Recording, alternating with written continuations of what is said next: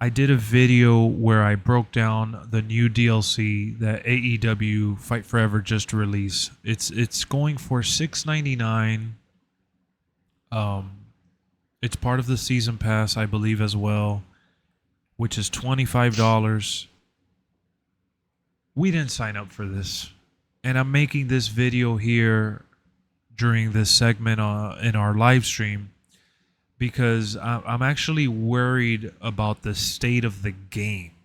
I've read, several comments. I've seen the feedback online.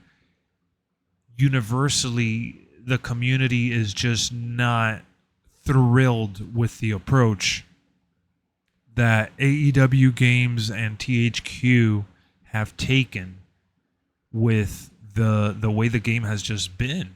And to me, when I'm putting out, this video or commenting, and same for everyone else, I think that, we're sharing our criticism for a product that we want to see develop into something more than it is. So if the game launched with minimal, replayability and minimal modes, how are you going to go ahead and advertise this tournament style ladder, bracket climbing scenario for $7 when it's not really that deep and it's just 1v1s, and again, very limited.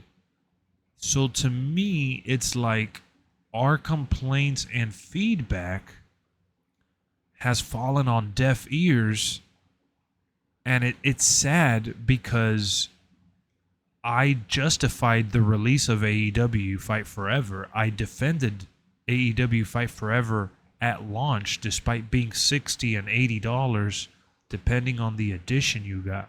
So for me, for example, I got the deluxe edition on sale day one prior to it coming out at $75. I didn't expect to have to pay in year one for a season 2, let alone, this limited amount of content that hasn't really made the game worth, going back to. And this is coming from someone, which I mentioned some of these things in my last video, but this is coming from someone that bought the game twice, that encouraged people at launch to give it a chance. I'm already past that point. I'm past that point. I'm in a position now where I'm like, hey, maybe, just maybe, they need to learn their lesson. And it's disheartening to see, the amount of criticism WWE 2K gets for their games when they look like the golden boy in comparison, right? If you compare WWE and AEW, which you shouldn't because of the budget, the team, and the years that have been put into those games are just, on another level, right? But when you sit there and read what people have to say about it, it's just laughable. It's laughable because people complain that WWE's bare bones and there's not a lot to do, but there's way more to do in that game. And yes, they've been around longer, all the resources. Let's get that out the way. But every single title that's been out there in the universe that has had a launch the way AEW Fight Forever launched, with bugs that needed to get patched, with people complaining about XYZ, you would think that they would want to make it right for the early, fans that believed in their product. And I'm not asking for a whole lot. I'm not trying to be picky. I'm not expecting for this game to be like any other game that's out there. I want it to be unique. I want it to feel special. But you can't tell me that this new mode they released for $7 that you unlock glowing skins. Like if you're playing Fortnite, you know, to play offline by yourself, like that's just not it. I'm not asking for community creations. I'm not asking for them to add things that are unrealistic to what they've already set in place. I want them to build on what's in place already. This is something that, to me, would just seem logical. I don't know if AEW is going bro grind. I really don't know what's going on. I could tell you is that they're extremely money hungry and they're chasing the dollars. You know, for Black Friday and the holiday season, they didn't really put the game on sale too much. They dropped it just to, maybe like 15, $20. Instead of 60, it was 40. But the DLC hasn't really gone on sale like that. And Season 2 is, 25 for just a couple superstars. And then a mode that just doesn't really seem like it's all that enticing.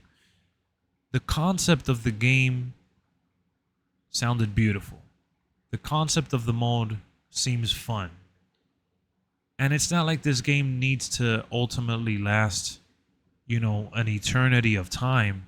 But when you create a game called AEW Fight Forever and the forever catchphrase doesn't really, mean anything. It's just, it's really tough to tell someone, Swallow. hey man, yeah, exactly. It's really tough to be like, hey man, try this game out. AEW Fight Forever is nostalgic, and it's gonna remind you of the good old days. You're gonna want to play with your buddies. Well, when they pay wrestlers like Big Show and Chris Jericho millions of dollars, it's going to be hard to stay relevant. I don't know. I mean, I think they have a good roster. I think they have a good thing going with the developers. I just feel like whoever is part of their marketing team, whoever is running that division right now, I know it's not Kenny Omega, whoever's running that division, I don't want to see anyone lose their job, but like they need to get checked. They need to get a reality check. Exactly, Kev. The unlockables are just not it.